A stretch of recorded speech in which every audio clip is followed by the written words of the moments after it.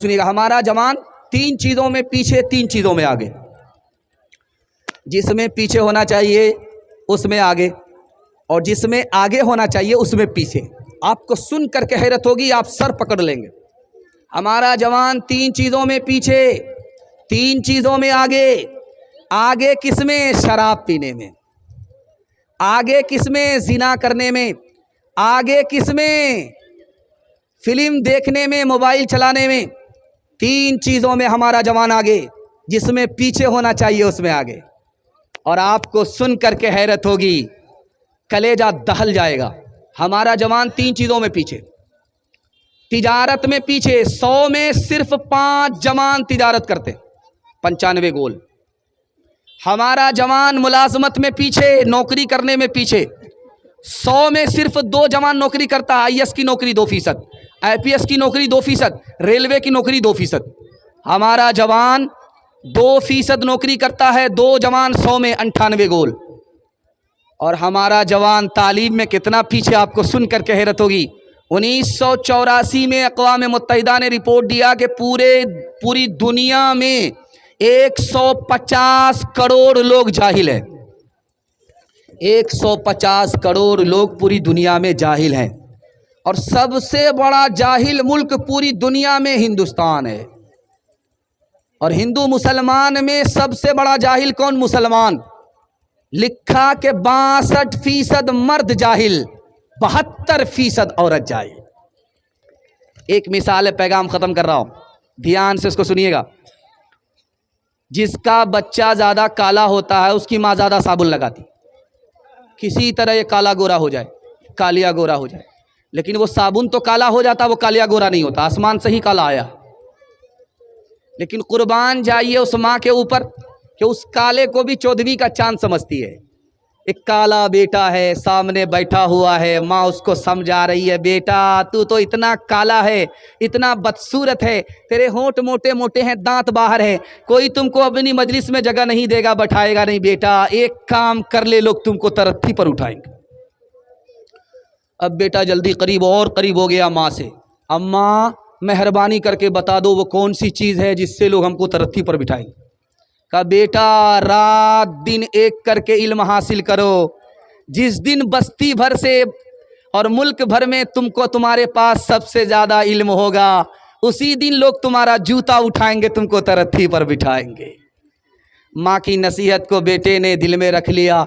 रात दिन वही काला बेटा मेहनत करके मक्का का काजी बन गया। वो बातें जिनसे कौम में हो रही है नामवर सीखो, उठो तहजीब सीखो, सनअते सीखो, हुनर सीखो, बढ़ाओ तजर्बे अतराफ़े दुनिया में सफ़र सीखो, हवा से खुशी को तर सीखो, उलूम में बहरो बर सीखो। खुदा के वास्ते ऐ नौजवानों होश में आओ, दिलों में अपने गैरत को जगा दो, जोश में आओ, दिलों में अपने गैरत को जगा दो, जोश में आओ। आखिरी पैगाम मुसलमानों के नाम। मुसलमानों की इस हिंदुस्तान में हुकूमत नहीं है, बिरादराने वतन की हुकूमत है। मुसलमानों ने कौन सी गलती की कि हुकूमत चली गई, कुर्सी चली गई? ये राज आपके सामने रखने के लिए जा रहा हूँ, दिल से सुनिएगा। पूरे जलसे का खुलासा है, ये पूरे बयान का खुलासा है। सुनने के लिए तैयार हैं? हाथ उठाइए इंशाअल्लाह। बेटी दामाद का झगड़ा होगा, सीधे दामाद जेल जाएगा, हाथ उठाइए इंशाअल्लाह। खैर माशाअल्लाह, वो लोग भी हाथ उठाए हैं जो अभी किसी के दामाद भी नहीं, वोटर लिस्ट में नाम भी नहीं है। ध्यान से सुनिएगा, मुसलमान ने क्या खोया कि हुकूमत चली गई, गैर मुस्लिमों ने क्या पाया कि हुकूमत आ गई। ये राज आपके सामने रखने के लिए जा रहा हूँ। मुसलमान जा रहा है हज करने के लिए पैदल, गैर मुस्लिम जा रहा है तीरथ पे, लेकिन दोनों के जाने का फ़र्क दिखा रहा हूँ कौन अपने धर्म का पक्का है, किसके पास अखलाक है, किसके पास अखलाक नहीं है। अब माइक माशाल्लाह काम कर रहा है। हम तो समझ रहे थे कि ये जवाब दे रहा है, लेकिन माशाल्लाह सर्विस बहुत अच्छी है। ये माइक वाला वाकई इसने जान पैदा कर दिया जलसे में, अल्लाह जज़ाए खैर दे। ध्यान से सुनिएगा, जल्दी से निकल जाएगा। एक जा रहा है गैर मुस्लिम, वो भी जा रहा है तीरथ पे जा रहा है, देवी देवता के दर्शन को जा रहा है, और खाना काबा की जियारत करने के लिए मुसलमान जा रहा है, हज पे जा रहा है, लेकिन दोनों के चलने का फ़र्क है। एक तो पैदल चल रहा है, दूसरा सर के बल चल रहा है। जो सर के बल चल रहा वो गैर मुस्लिम है, जो पाँव के बल चल रहा ये मुसलमान है। मुसलमान ने उस गैर मुस्लिम से पूछा कि जब तुम्हारे पास पाँव मौजूद है तो सर के बल चल करके क्यों जाते हो? कहा कि मैंने दिल उस देवती को दे दिया है, मैंने दिल उस देवता को दे दिया है। जब से मैंने ये दिल उस देवता को दिया है, उस देवी को दिया है, मैं पैर से नहीं सर के बल चल करके आता हूं। दूसरा फर्क दिखाने के लिए जा रहा हूं। मुसलमान के यहाँ खानका होती है और गैर मुस्लिमों के यहाँ आश्रम होता था। मुसलमान के यहाँ खानका, गैर मुस्लिमों के यहाँ आश्रम। खानका में पीर मुरीद हुआ करते थे और वहाँ जोगी और संत हुआ करते थे। दोनों का फर्क दिखाने के लिए जा रहा हूँ। मुसलमान ने क्या खोया, हुकूमत चली गई, उन्होंने क्या पाया, हुकूमत आ गई, दिखाने के लिए जा रहा हूँ। मुसलमान की खानका में लिखा हुआ है बोर्ड में खाने के वक्त में आना मना है, और आश्रम में लिखा हुआ है 24 घंटा दरवाजा खुला हुआ है। एक राजा भेष बदल करके खानका के पास आया, देखे मुसलमान के पास अखलाक है कि नहीं है, तो देखा कि दरवाजे पर लिखा हुआ है कि खाने के वक्त में आना मना है। जैसे ही बादशाह अंदर घुसना चाहा, उसको धक्का दे करके बाहर निकाल दिया गया। उस बादशाह ने कह दिया जब मुसलमानों के पास अखलाक नहीं है तो अब हुकूमत निकल जाएगी। वो आश्रम में सीधा भेष बदल करके आया, खाने का वक्त था, खाना तकसीम हो रहा था, तो वो लाइन से लग गया खाना लेने के लिए। एक आदमी ने, आश्रम के आदमी ने देखा, उसको लाइन से हटाया, कहा तुमको लाइन में लगने की जरूरत नहीं है, तुम परदेसी हो, सामने से पहले खाना ले लो। सबको खाना मिल रहा था एक रोटी में और इसको खाना 2 रोटी में मिला। तो ये हाथ जोड़ करके कहने लगा पहले इसकी वजह बताइए, मैं लाइन से लगा हुआ था, आपने लाइन से हमको हटा करके पहले खाना क्यों दिया? कहा इसलिए कि तुम परदेसी हो, हमारे मेहमान हो, इसलिए तुमको लाइन में लगने नहीं दिया, पहले खाना दिलाया। कहा कि सबको आपने 1 रोटी दिया, मुझे 2 रोटी क्यों दिया? कहा हम 1 रोटी तो कुत्ता को भी देते हैं, तुम तो हमारे मेहमान हो इसलिए 1 रोटी दिया, तुम इंसान हो इसलिए डबल रोटी दिया। राजा को महसूस हो गया अब इनकी सरकार बनने वाली है, उनकी सरकार जाने वाली है। अखलाक से सरकार आती है और अखलाक गई सरकार चली जाती है। एक मिसाल है, पैगाम खत्म कर रहा हूं, और ये इतने बड़े मशहूर शायर की मिसाल है कि आप सुन करके हैरत में पड़ जाएंगे। अमीर खुसरू मरहूम शायर हैं हिंदी जबान के, उन्होंने अपनी किताब मसनवी में इसको लिखा है कि 99 आदमी कश्ती में सवार है मुसलमान, उसमें एक गैर मुस्लिम कश्ती में बैठा हुआ है। जब बीच मझधार में कश्ती आई तो डगमगाने लगी। अब मुसलमानों ने ताना मारा कि इसी गैर मुस्लिम की वजह से कश्ती डूब रही है, इस मनहूस की वजह से कश्ती डूब रही है। खुदा का दुश्मन बैठ गया, कश्ती डूब रही है, वो बेचारा रोने लगा, खामोश है, कुछ नहीं बोलता। उसके दिल में अल्लाह ने ये बात डाली कि मुसीबत के वक्त में ये मुसलमान अपने गुनाह से तौबा नहीं करता, ये तुमको ताना मार रहा है। इन मुसलमानों से पूछो कि अगर मेरी वजह से कश्ती डूब रही, मैं तो सिंगल हूं, अगर तुम खुदा के दोस्त हो, 99 की तादाद तुम्हारी है, तो कश्ती तुम्हारी वजह से पार क्यों नहीं लग रही है? शर्म न हमको आ सकी देख अपने आमाल, शर्म न हमको आ सकी देख अपने आमाल। कभी तो इतना सोचता, कभी तो इतना सोचता, काहे हुआ ज़वाल, काहे हुआ ज़वाल। अल्लाह और रसूल पर है जिसका ईमान, अपने मन की सब करे, वो कैसा इंसान, वो कैसा इंसान। जब से भूला मुसलमान इस्लामी तालीम, उसको दहशत गर्दी करते सब तस्लीम, करते सब तस्लीम। अपने आमाल बद थे जिल्लत मिली, हमको दुनिया से कोई शिकायत नहीं। तेरी रहमत के साए में सब जीते हैं, कौन है जिस पे तेरी इनायत नहीं। आदमी कैसे अख्तर वो कहलाएगा, आदमी में अगर आदमीयत नहीं। हाथ उठाइए, अखलाक से जिएंगे, अखलाक से मरेंगे इंशाअल्लाह। दूसरे का खाएंगे, अपना बचाएंगे। हाथ उठाइए इंशाअल्लाह। माशाअल्लाह। पैगाम खत्म हो गया, औरतों के हवाले से आ रहा हूं। 3 पैगाम मुझे आपको देना है औरतों के हवाले से। मेरे हिस्से का जलसा मुकम्मल हो जाएगा। सिर्फ 5 से 7 मिनट का मेरे हिस्से का जलसा। आप मोहब्बत से सुनने, मुझे भी पता नहीं चला, आपको भी पता नहीं चला। मैं दिल से दुआ करता हूं, अल्लाह आपके घर में अगर जवान बेटी है, कुंवारी है, गैब से मुनासिब जोड़े का इंतजाम फरमाए। ध्यान से सुनिएगा, जल्दी से निकल जाएगा। औरत पर्दे में थी, उसको 3 वजह से, 3 बहाने से बाहर निकाला गया। औरत पर्दे में थी, उससे कहा पर्दे में रहोगी तो आज़ादी नहीं मिलेगी। आज़ादी के नाम पर पर्दे से बाहर औरत को कर दिया। औरत को कैसे बाहर निकाला? अगर घर से बाहर नहीं निकलोगी तो गुलामी में रहोगी, आज़ादी नहीं मिलेगी। आज़ादी के नाम पर जो औरत पर्दे में थी, पर्दा नशी थी, पर्दे से बाहर किया। दूसरे बहाने से निकाला कि अगर औरत पर्दे में रहोगी तो पैसा कैसे कमाओगी, जबकि पर्दे के साथ भी पैसा कमाया जाता है। पर्दे में रहोगी, घर में रहोगी, पैसा कैसे कमाओगी? पर्दे से बाहर आ जाओ, पैसा कमाओगी। पैसे के नाम पर औरत को पर्दे से बाहर निकाला। तीसरा बहाना क्या था? ताना मारा कि अगर पर्दे में रहोगी तो मुर्दा और बुरका दोनों बराबर। कफन में मुर्दा लपेटा होता है, बुरके में औरत लपेटी हुई है, मुर्दे के बराबर हो जाओगी। ताना मारा, औरत बाहर निकली। जानते क्या नुकसान हुआ? रूस का सदर था, उसका नाम था मिखाइल गोर्बाचोव, सोवियत यूनियन का सदर था। उसने कहा हमने पैसा के बहाने औरत को बाहर निकाला, आजादी के बहाने हमने औरत को बाहर निकाला। नुकसान क्या हुआ? फैमिली सिस्टम तबाह हो गया।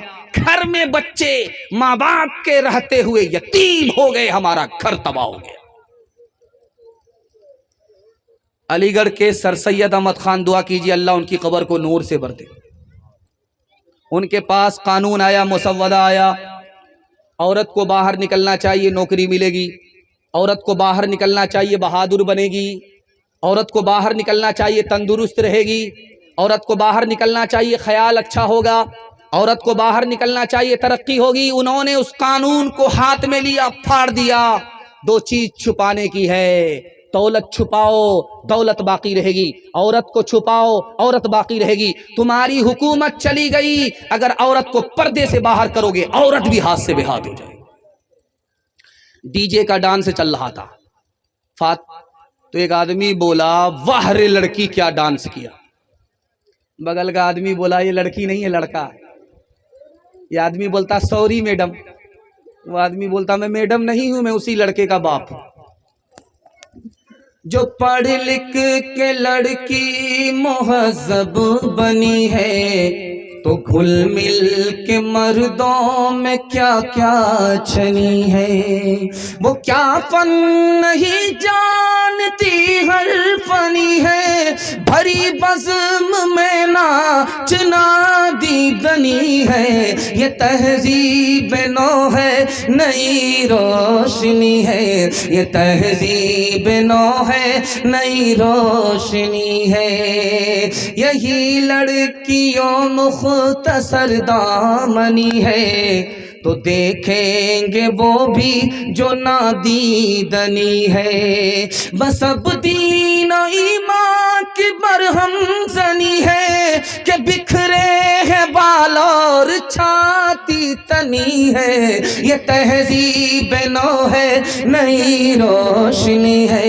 ये तहज़ीब नो है, नई रोशनी है। चप्पल है ऊंचे हील की और ऊँटनी सी चाल, होठों पे लिपस्टिक लगा के कर रही है लाल। चप्पल है ऊंचे हील की और ऊँटनी सी चाल, होठों पे लिपस्टिक लगा के कर रही है लाल। शौहर के सामने कोई जीनत नहीं रही, बी फातिमा सी अब कोई औरत नहीं रही। हाथ उठाइए, वादा कीजिए इंशाअल्लाह अपनों पर सितम करेंगे, अपनों पर करम करेंगे, सितम नहीं करेंगे। हाथ उठाइए इंशाअल्लाह, बिल्कुल सही जा रहा है। बहन से ज्यादा साली पर मेहरबान होंगे, हाथ उठाइए इंशाअल्लाह। माशाअल्लाह। दूसरा पैगाम जल्दी से निकल जाएगा मियाँ बीवी के हवाले से, बस ये दूसरा पैगाम है। इसके बाद आखिरी पैगाम माँ बाप के हवाले से मेरे हिस्से का जलसा मुकम्मल हो जाएगा। अल्लाह जज़ाए खैर दे। बहुत अच्छा सुनने आप, मेरा दिल खुश कर दिया, मेरा दिल जीत लिया। मैं दुआ करता हूँ अल्लाह आपके घर के टूटे फूटे घर में सुकून नसीब फरमाए, आपके टूटे फूटे घर को अल्लाह जन्नत जैसा बना दे। शादी हुई, लड़का एक तरफ लड़की एक तरफ। लड़का से अल्लाह के रसूल ने कहा, लड़की से कहा, एक पैगाम उसको दिया, एक पैगाम उसको दिया। जिंदगी में कभी झगड़ा नहीं हुआ। वो पैगाम क्या था सुना रहा हूं, जिंदगी भर काम आएगा। लड़की से कहा कि देखो वो जो लड़का है जिससे तुम्हारा निकाह हुआ है, यही तुम्हारे लिए जन्नत है, यही तुम्हारे लिए दोज़ख। क्या या रसूल अल्लाह के मैंने समझा नहीं। कहा कि इस लड़के को खुश करो, इसकी खुशी मालूम करो, खिदमत करती रहो, इसकी नाफरमानी मत करना, सीधे जन्नत में चली जाओगे। अगर तुमने इसकी खुशी मालूम नहीं की, खियानत की, खिदमत नहीं की, नाफरमानी की, तो इस नाफरमानी की वजह से सीधे जहन्नम में चली जाओगी। यही शौहर तुम्हारे लिए जन्नत है, यही शौहर तुम्हारे लिए दोज़ख। लड़की का पैगाम मुकम्मल हो गया। अब लड़के से कहा, दूल्हे से कहा कि इस लड़की की कुर्बानी तुमसे ज्यादा है। कहा या रसूल अल्लाह कमाते हम हैं, पसीना हमारा छूटता है, ये तो घर में रानी की तरह बैठ करके खाती है, इसकी क्या कुर्बानी। कहा कि इसकी कुर्बानी कैसे ज़्यादा है बताने के लिए जा रहा हूँ। अगर शादी से पहले तुमसे कहा जाता कि शादी करोगे, घर बार को छोड़ना पड़ेगा, ख़ानदान को छोड़ना पड़ेगा, तो कुंवारे ही रह जाते, शादी नहीं करते। कुर्बान जाओ इस लड़की के ऊपर कि इसने तुमसे निकाह किया, माँ बाप को छोड़ दिया, ख़ानदान को छोड़ दिया, तुम्हारी होकर के रह गई। तुम्हारी कुर्बानी से बढ़ करके इसकी कुर्बानी है। आप देखेंगे हर जगह रिवाज है कि लड़की पहली बार जब मैके से ससुराल जाती है जल्दी आ जाती है। पहली बार गई जल्दी आ जाती है, पहले दिन 1 दिन में आ जाती, 2 दिन में आ जाती, 3 दिन में आ जाती, लेकिन जल्दी आ जाती। लेकिन पहली बार जब लड़की ससुराल से आती है तो मोहल्ले की सारी औरत घेर लेती है, सवाल जवाब होता, बेटी ससुराल से आ रही हो, ससुर कैसे थे? तो लड़की कहती सुभान अल्लाह। शौहर कैसे थे? तो माशाअल्लाह। ससुराल कैसी थी? तो अल्हम्दुलिल्लाह। एक औरत कहती क्या ये सब फालतू सवाल कर रही हो, असल सवाल का जवाब पूछो कि सास कैसी थी। तो लड़की कहती अस्तगफिरुल्लाह ला हौला वला कुव्वता इल्ला बिल्लाह, जल्ले तू जलाल तू इस बला को टाल। माँ तो माँ होती है, समझ गई मेरी बेटी को सब पसंद है, सास पसंद नहीं है। तो माँ ने कहा बेटी तुम्हारे जवाब से मुझे बड़ा सदमा हुआ, मेरे सवाल का जवाब दो। पहली बार जो मैके से ससुराल गई थी कौन लेकर के गई? कहा सास आई थी। 100 लड़की को छांट करके मुझको पसंद किया, बहू बना करके, बेटे की बहू बना करके मैके से ससुराल ले गई। अब माँ ने कहा कि बेटी ये सास का ही एहसान है, इतनी अच्छी ससुराल मिल गई, ये सास का ही एहसान है, इतने अच्छे ससुर मिल गए, इतने अच्छे शौहर मिल गए। बेटी सास बला और मुसीबत नहीं होती, कभी माँ होती है, कभी माँ से बढ़ करके होती है।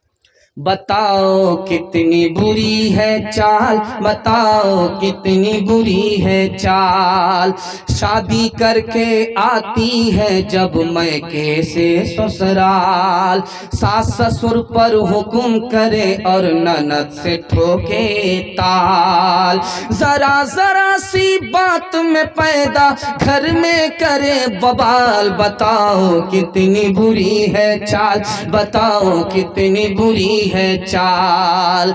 अब तो हमारी माँ बहनों की कासिर है बर्बादी।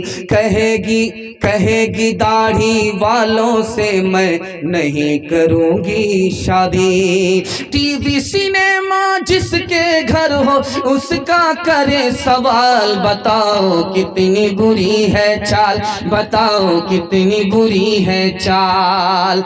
चुगली गीबत का वो हरदम जपेगी घर में माला, झगड़ा झाटी करेगी अक्सर शैतानों की खाला, झगड़ा झाटी करेगी अक्सर शैतानों की खाला।